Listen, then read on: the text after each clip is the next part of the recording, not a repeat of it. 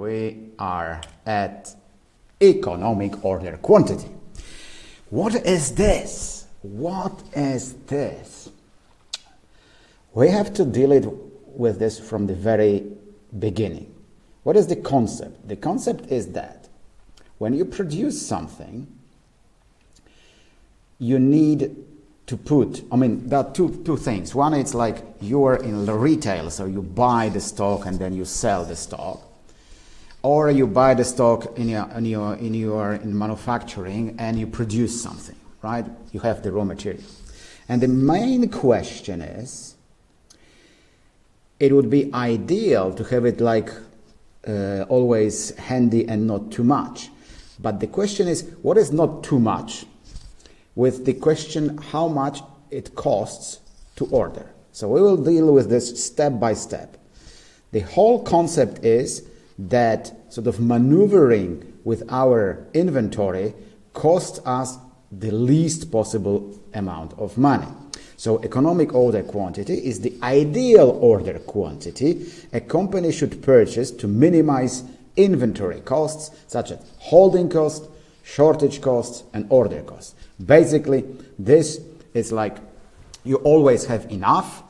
It always costs you the least to hold it, and it costs you the least to order it.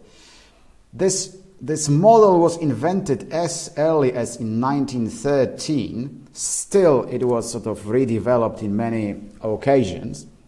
But what we have here, because we have this challenge, yes, we have to find how many items are left in inventory where the next order is placed. We have as well a challenge for the optimum quantity. How many items should be ordered? So, when we have these challenges, let's forget about the first line. Now we will concentrate on the second line. How many items should be ordered? Yes? Because we have to be in sort of very fragile balance between the two costs. So, of course, you could work on this just-in-time principle, which is now, with very developed logistics, possibly the prevailing one. In Germany, where I live now, everything is on just-in-time. You know, they are like they build something, they have never anything on stock. It arrives to the minute, right? So just in time. But if you do not have this possibility, and many business, specifically in less developed countries, they do not have, then you should think about this economic order quantity. It is the minimize the total cost of holding and ordering inventory. So, as I said, we have to make this fragile balance between the relevant costs, and they are variable costs of holding the inventory, like holding costs, and fixed costs of placing the order, ordering costs. All right, how it looks like. So, step by step, this holding costs. We assume that we use something, right? We use something steadily. There's many assumptions of economic order quantity model, but one of them is that we use evenly through the year, and then we use this we use steadily to zero, then we have it, then we use to zero, then we have it, and we use to zero. As such concept, inevitably, the average quantity that we have is like x divided by 2 when we think about the order quantity x. By the way, there is a warning. In this model, as many authors, they use as many as different letterings. Something is H, something is K, something is CO, CH. You have to be very careful because I used a couple of sources. So before shouting what is what, please have a look in definitions what is what, because then we will know what it's all about. So in this particular instant, we have this order quantity. So when we use it, then we have the average quantity, right? So we have here, because we will use this, CH in the formula, It's a certain amount to hold a unit and of inventory for a year. All right? This is the cost. Let's go. So we have now the annual holding cost. We could calculate like this. If X is this amount ordered, it means that it's cost of holding a unit multiplied by X divided by 2. Fine. This is holding cost. Now, when we go to a graph, we could see that this is the holding cost. Like it's a graph that shows that it's a slope. I mean, nothing to comment. It's easy. Now, when we have now the ordering costs, all right, you have to stop here and really look closely, because there is an assumption that there is a fixed cost which is incurred every time an order is placed, and it will be CO in the formula, right? Therefore, as the order quantity increases, there is a fall in the number of orders required, because the question is, no matter how big the order is, there is a cost of placing the order, and this is this. We just do not talk about how much the order is valued. No. We just place the order. You know, phone, I don't know, whatever. But it is like cost, okay? So, if D is the annual expected sales demand or usage demand, and X is the quantity order, the annual order cost is calculated like this, because we take the annual figure of what we need and we divide by the order, right? And then we have the cost of order, because then we will have this total costs of ordering costs, right? So because it's defined like that, then the graph will be like that. This is our ordering costs that are related with this reorder quantity, this quantity that we are going to order.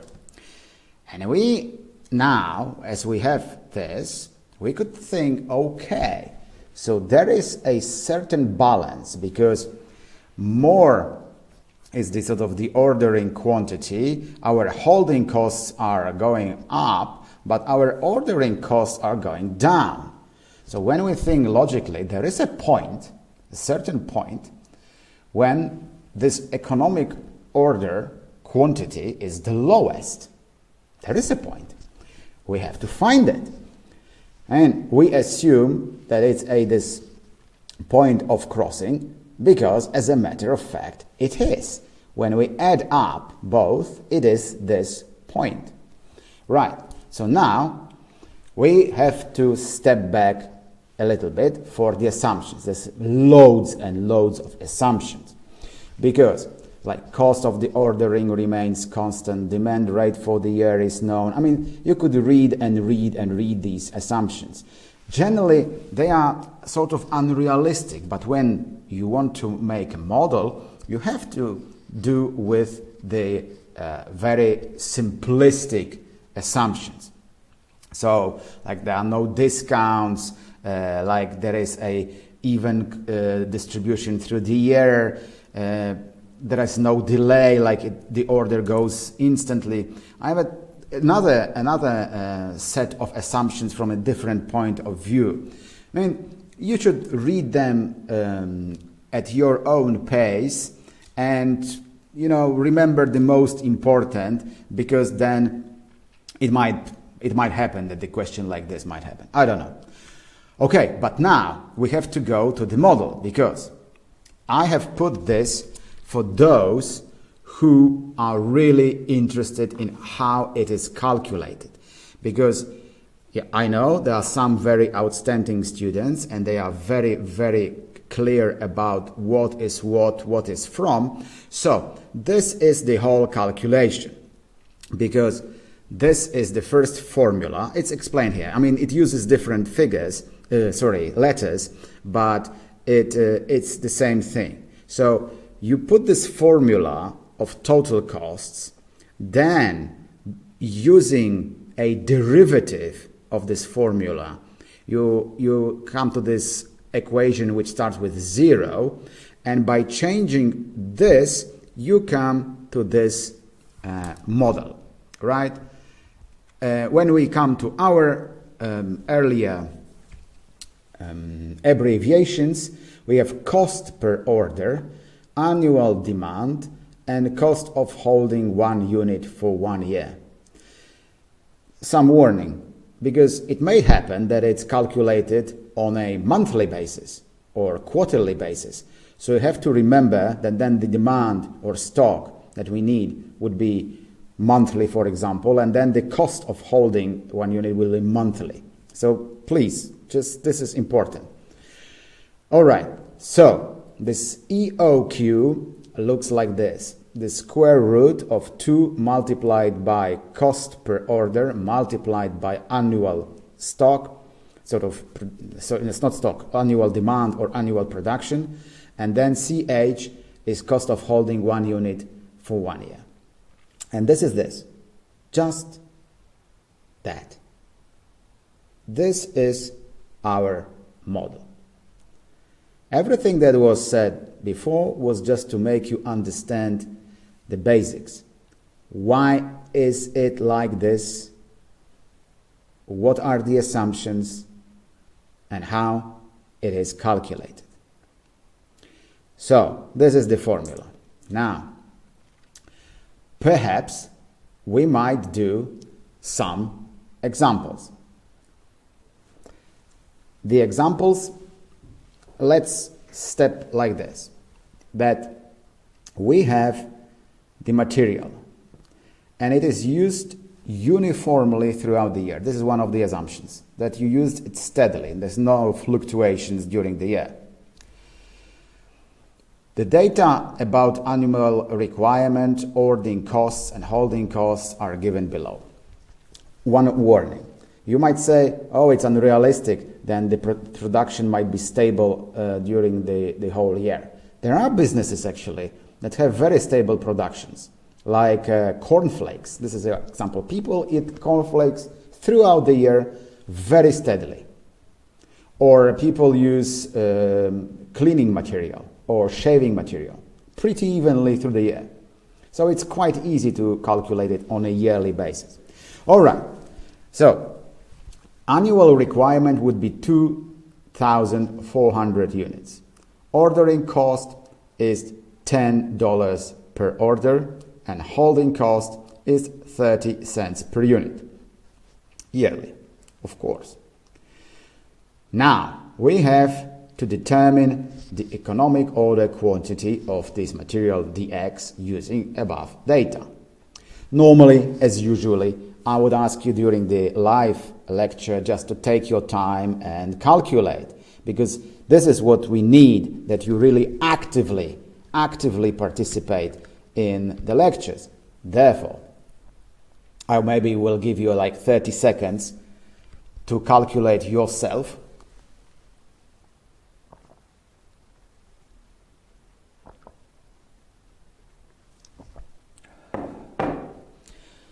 And now we will have the calculation.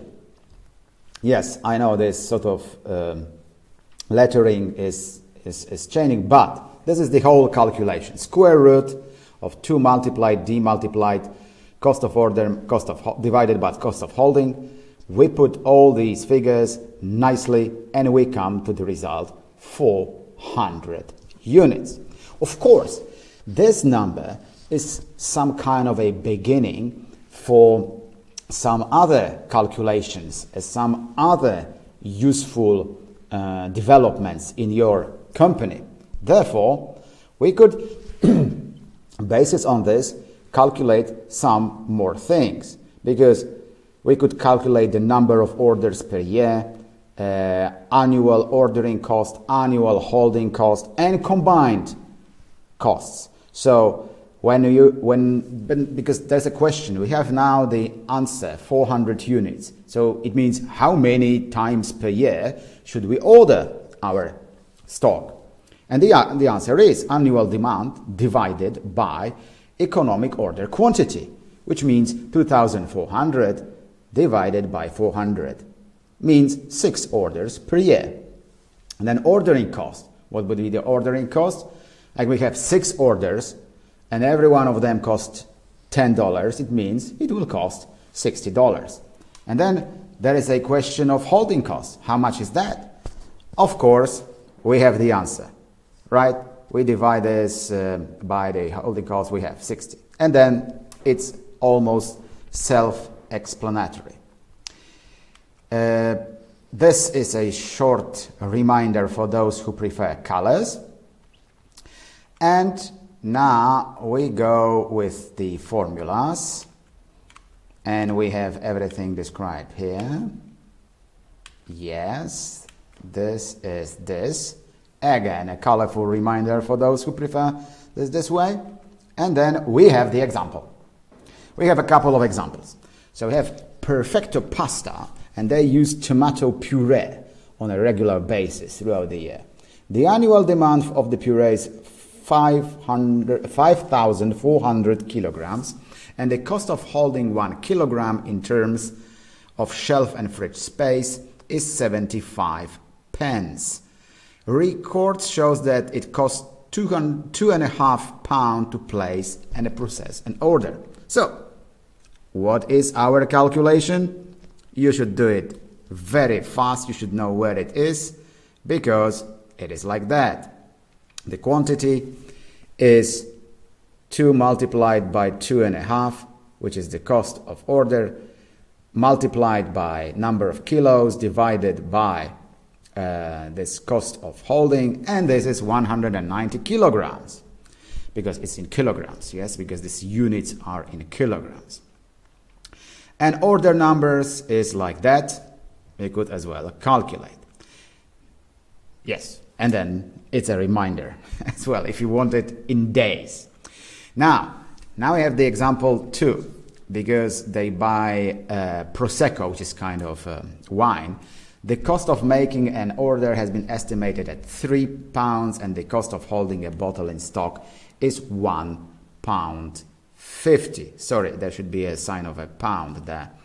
The annual purchase from the wholesaler has been 19,600 bottles at price of £7 each. We have this, so possibly you could calculate. I mean, let's wait for these who are very fast. And of course, when you want to make these calculations, it is like this: 280 bottles. And it means 70 orders. And it means equivalent of 5.2 days. It doesn't look too difficult to calculate all these things, and I hope you will be able to remember what is where and how it is done. Now, we have a nice example here with this what we are now calculating. And then look what happens. We could calculate the annual holding cost, which is £210. We could calculate annual reordering cost, which is 210. By the way, we have as well a purchase cost of what we pay. I mean, what is the value of the stock? So you generally see that these holding costs and reordering costs are not so big comparing to the purchase cost. And then we could put like the total cost of holding the inventory is like that, because we have total holding cost, total reordering cost, and total purchase cost. Means this is our yearly inventory. But now we have the question, because we buy from these wholesaler, and then they said, yeah, but your orders are too small. We want to sell it to you at 400, like parcels. I mean, your orders are too small. You have to order like 400. But then you will have 1% discount on bottle. So there is a very valued question. I mean, is it beneficial for the company to take this type of order? I mean, really order more than it should be? Let's check, because now we will have a new annual holding cost, inevitably, because these portions are bigger. They are like 400, then the annual holding costs will be bigger. And inevitably, annual reordering cost because there will be fewer, of course, will be lower, right? So it means that now we have to add our purchase cost, which is a bit, just a bit lower, 1% lower. But then it means we have this figure. And our total cost of the whole inventory is like holding plus reordering plus purchase costs. And then look, it's actually beneficiary, because in the previous combination it was 137,620, and here it is 136,275. So actually this deal is beneficial. Now, the final comment, because inevitably I'm running out of time. It's so interesting to talk to you about this, and there are many other things. Look, this model could be expanded. Again, we do not have time and space for that, including a concept of reorder point and a reorder level. Therefore, for those who are very interested, please, you could dig in it. It will not be at the exam. And as well, there is a more advanced model called Miller-Orr model that deals with the same or similar problem. For those who are really interested, please have a look.